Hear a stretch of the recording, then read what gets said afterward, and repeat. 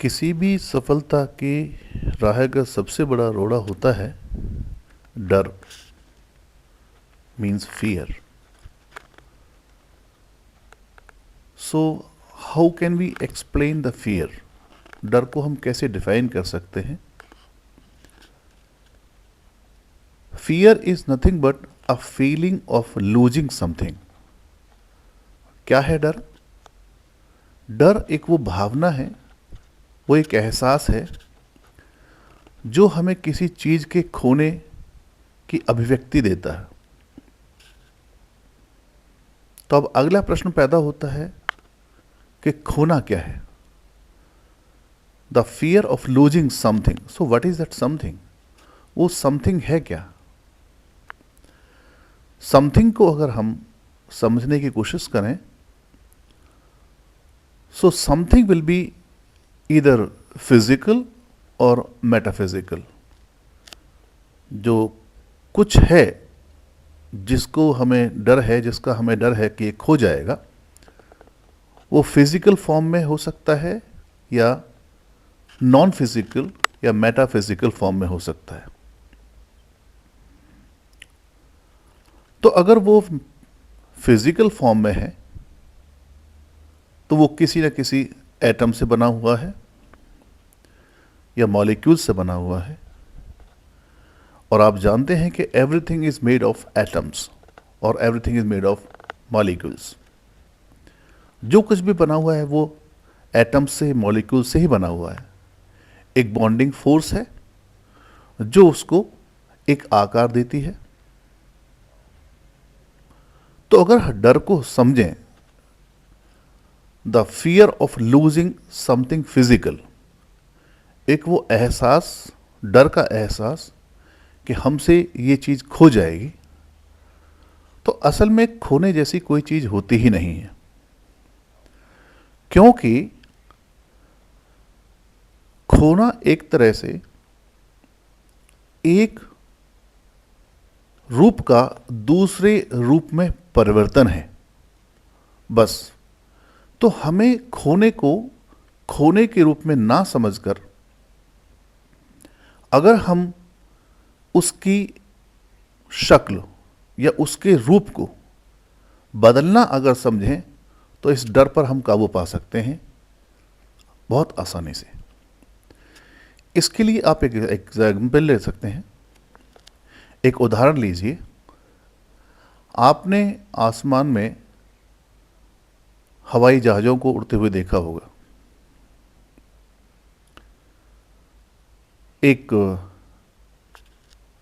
Annual day celebration पर, जो air force का एनुअल डे सेलिब्रेशन होता है, या कभी कभी विशेष फंक्शंस पर, विशेष अवसर पर भी ऐसा होता है कि जो फाइटर प्लेन्स होते हैं वो एक फॉर्मेशन दिखाते हैं. उस फॉर्मेशन में आप बहुत से प्लेन्स को उड़ते हुए देखते हैं. कभी वो एक स्क्वायर की फॉर्मेशन आपको दिखाते हैं, कभी ट्रायंगल की दिखाते हैं, कभी वो सर्किल की दिखाते हैं, कभी वो एक अजीब सी फॉर्मेशन में उड़ते हुए नजर आते हैं, और थोड़ी देर बाद में वो फॉर्मेशन चेंज होती रहती है.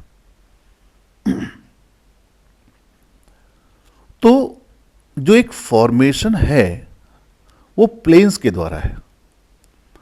जो फॉर्मेशन दिखा रहे हैं, as a matter of fact वो सिर्फ हेलुसिनेशन है, वो एक इल्यूजन है.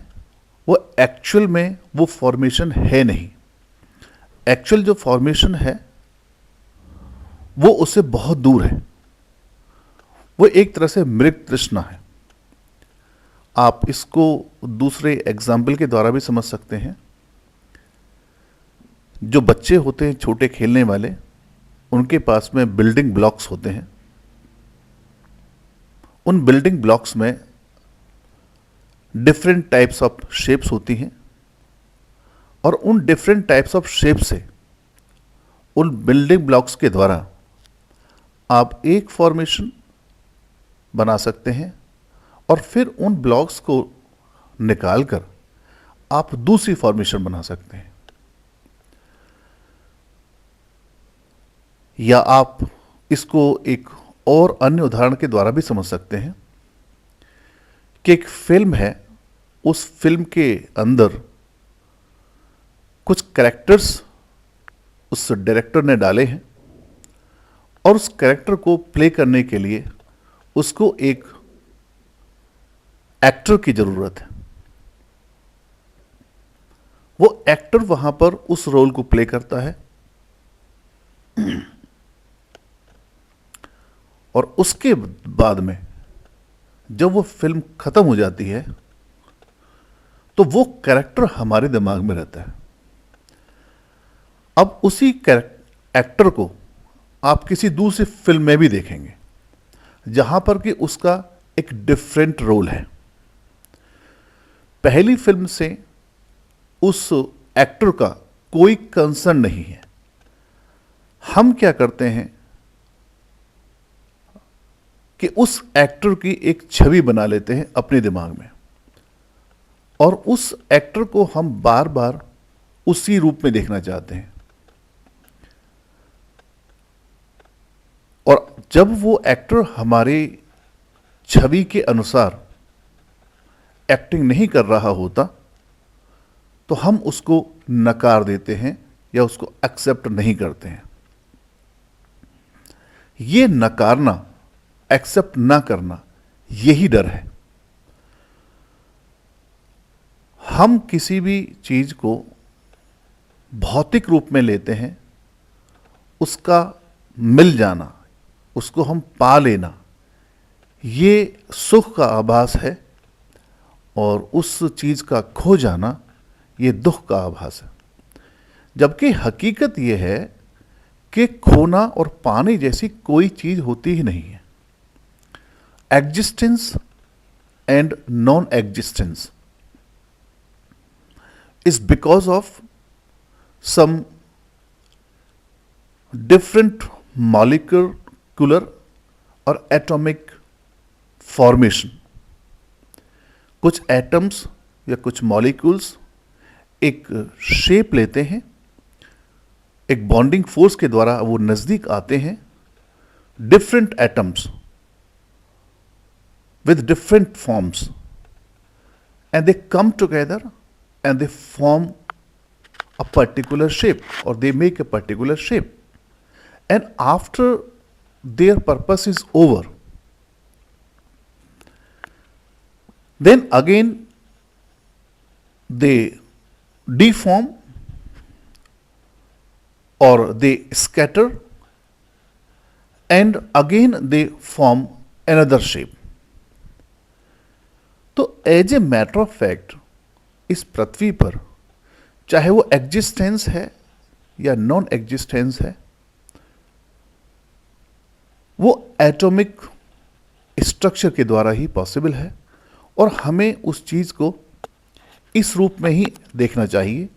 और अगर हम उस चीज को इस रूप में देखेंगे तो अपने भय पर हम बहुत आसानी से विजय प्राप्त कर सकते हैं। एक व्यक्ति है, उसका आपके साथ में संबंध है, जिसको आप ये कहते हैं कि ये मेरा है, एक्चुअली वो फिजिकल व्यक्ति है, यानी वो व्यक्ति है वो फिजिकल है। तो इस बात को मैंने कई बार बताया है कि जो फिजिकल चीजें होती हैं उनकी लिमिटेशंस होती हैं, उनका एक ड्यूरेशन होता है एग्जिस्टेंस का। वो एक बॉन्डिंग फोर्स के द्वारा एक शेप में होती हैं और ये प्रकृति का नियम है कि बॉन्डिंग के द्वारा कुछ एटम्स डिफरेंट पैटर्न्स में नज़दीक आते हैं, एक फॉर्मेशन बनाते हैं और आफ्टर सम टाइम उनका बॉन्डिंग फोर्स कमज़ोर होता चला जाता है और वो फिर एक दूसरे से अलग हो जाते हैं और फिर एक दूसरी शेप बनाते हैं। प्रकृति का एक नियम और भी है कि कोई चीज प्रारंभिक अवस्था में होती है,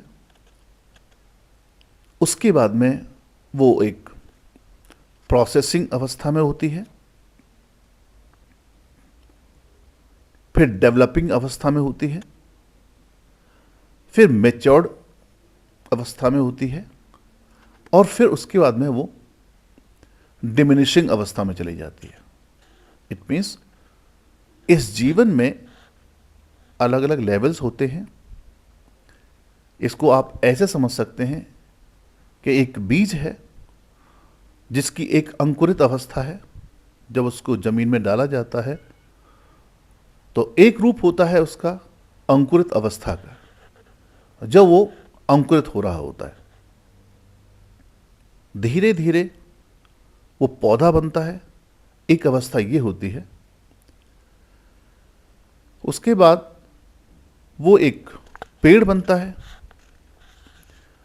फिर उस पर फल और पत्तियां लगते हैं, और धीरे धीरे जब उसका पर्पस पूरा हो जाता है इस प्रकृति के अंदर,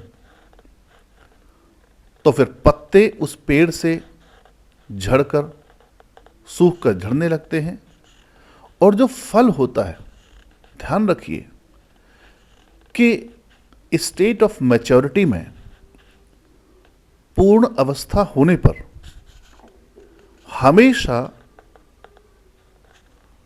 जो फल होता है वो अपने तने से स्वतः ही अलग हो जाता है। ये प्राकृतिक नियम है।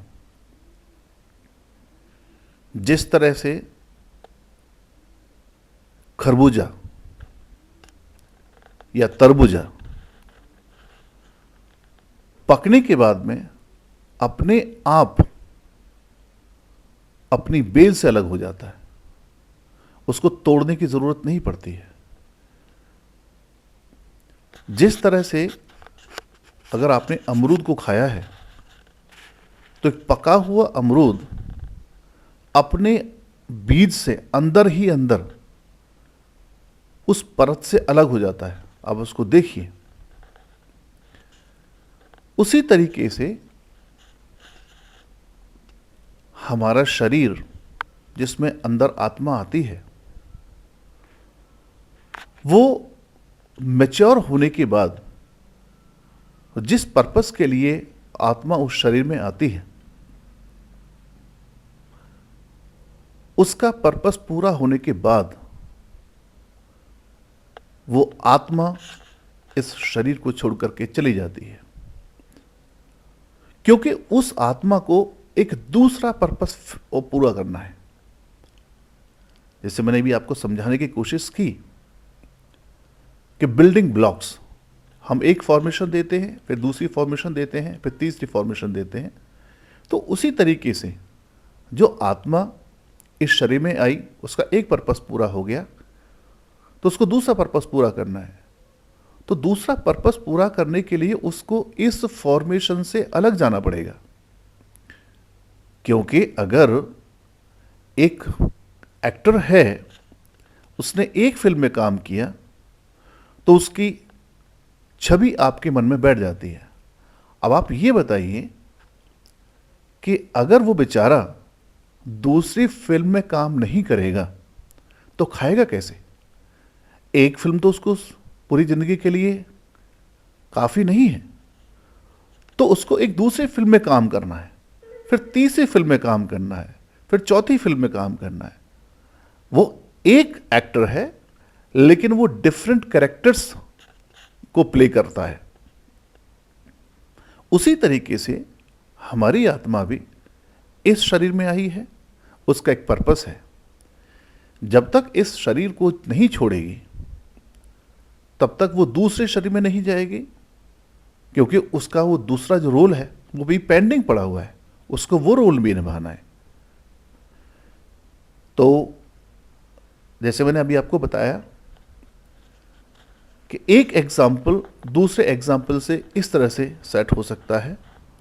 आप उसको शरीर से समझ सकते हैं, उसको आत्मा से समझ सकते हैं, उसको आप एक फिजिकल ऑब्जेक्ट से समझ सकते हैं कि मैच्योरिटी होने के बाद, यानी उस फॉर्मेशन की स्टेट ऑफ मैच्योरिटी आने के बाद वो जो फॉर्मेशन होती है वो एक तरह से बेकार हो जाती है, उसका कोई पर्पस नहीं रहता और उसको फिर दूसरी फॉर्म में आना होता है।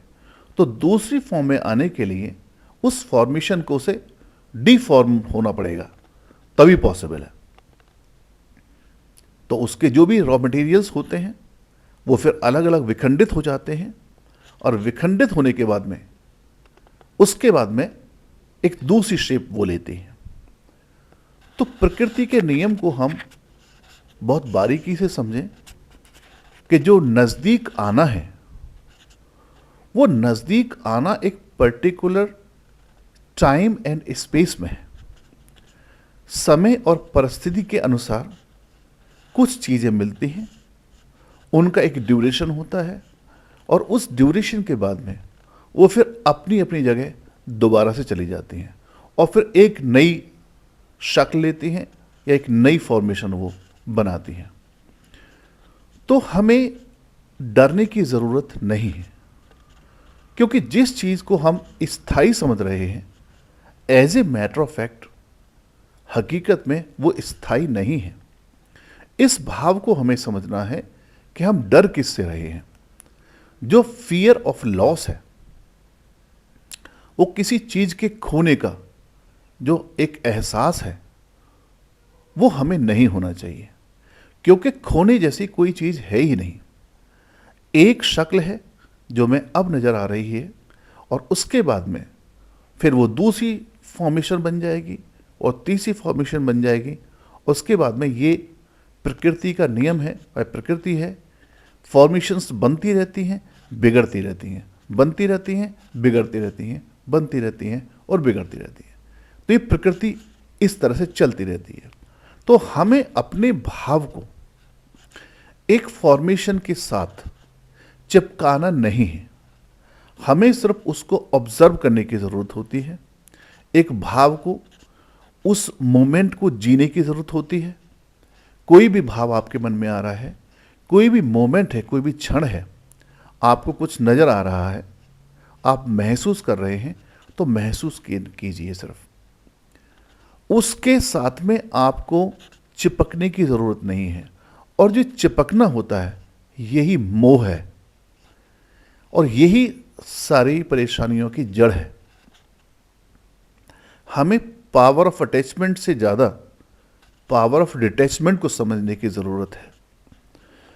पावर ऑफ अटैचमेंट एग्जिस्टेंस को फॉर्म करती है और पावर ऑफ डिटैचमेंट एक नई फॉर्मेशन को रूप देती है। तो ये हमें समझना है कि power of detachment is stronger than the power of attachment. Power of attachment आप बॉन्डिंग फोर्स भी कह सकते हैं। तो बॉन्डिंग फोर्स है, एक शक्ल देने के लिए वो शक्ति है, लेकिन पावर ऑफ डिटैचमेंट बहुत सारी शक्लों को रूप देने की शक्ति है। जब तक पावर ऑफ डिटैचमेंट को हम नहीं समझेंगे तो पावर ऑफ अटैचमेंट का कोई अस्तित्व ही नहीं रहेगा। तो इसीलिए हमें पावर ऑफ डिटैचमेंट को समझना चाहिए। अलग होने की प्रक्रिया एक नेचुरल प्रक्रिया है, प्राकृतिक प्रक्रिया है, जिसको हमें समझने की ज़रूरत है। इसीलिए डरने की ज़रूरत नहीं है, हमें अपने डर पर काबू पाने की ज़रूरत है। अगर हम अपने डर पर काबू पा लेते हैं तो हम विजय प्राप्त कर लेते हैं और हम सक्सेसफुल हो जाते हैं। तो हमें जब भी सक्सेस लेनी है तो सबसे पहले हमें एनालाइज करना चाहिए, ये बार बार इस बात पे ध्यान देना चाहिए कि हम डर किससे रहे हैं, हमें डर किस बात का है। किसी चीज़ के खोने का डर है, किसी रिलेशनशिप के खोने का डर है, किसी भौतिक वस्तु के खोने का डर है। वो डर है क्या? किसी पद का डर है, because everything is pre designated and pre determined. मैं पहले भी एक ऑडियो में बोल चुका हूं कि everything is pre designated and pre determined. पहले से ही सब कुछ निश्चित है। समय और परिस्थिति के अनुसार वो एक टाइम आता है और उसमें एक परिस्थितियां बनती हैं और परिस्थितियों के अनुसार एक फॉर्मेशन रूप लेती है। उसके बाद जैसे ही समय बदलता है, परिस्थिति बदलती है, तो जो फॉर्मेशन है वो टूटती है और फिर एक दूसरी फॉर्मेशन उसकी जगह आती है। तो इस नियम को हमें जितनी बारीकी से और जितनी जल्दी हम समझ लेते हैं, हम उतनी ही जल्दी अपने रोल को भी समझ जाते हैं और अपने डर पर भी हम काबू पा सकते हैं। इसलिए किसी भी भाव के साथ अगर आप रहते हैं तो वो भाव आपका परमानेंट नहीं है। अभी कोई आपको फीलिंग हो रही है, कोई दुखद फीलिंग हो सकती है, लेकिन आप देखेंगे कि वो दुखद फीलिंग कुछ समय रहती है, उसके बाद वो सुखद बन जाती है। तो कैसे होता है ये? समय और परिस्थिति के अनुसार होता है। So nothing is permanent in this world, everything is moving. हमें इस मूवमेंट को समझने की जरूरत है, हमें इस मूव होने के भाव को समझने की जरूरत है। और जब हम इस भाव को समझ जाते हैं, जब इस मूवमेंट को समझ जाते हैं, तो हम अपने डर पर आसानी से काबू पा सकते हैं। धन्यवाद।